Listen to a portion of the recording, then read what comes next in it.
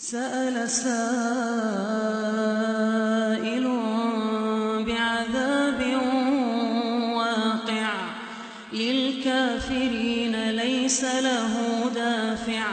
من الله ذي المعارج تعرج الملائكة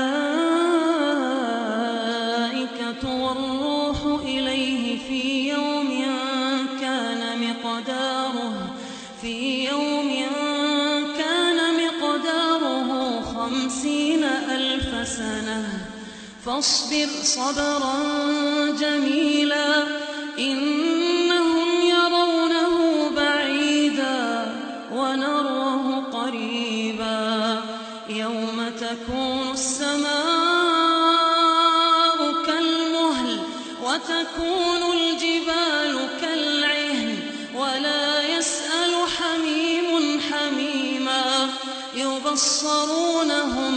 يود المجرم لو يفتدي من عذاب يومئذ ببنيه وصاحبته وأخيه وفصيلته التي تؤويه ومن في الأرض جميعا ثم ينجيه كلا إنها لظى نزاعة للشوى تدعو من أدبر وتولى وجمع فأوعى إن الإنسان خلق هلوعا إذا مسه الشر جزوعا وإذا مسه الخير منوعا إلا المصلين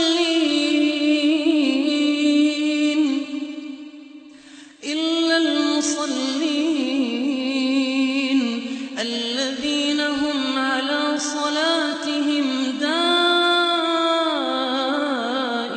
دائمون والذين في أموالهم حق معلوم للسائل والمحروم والذين يصدقون بيوم الدين والذين هم من عذاب ربهم مشفقون إن عذاب ربهم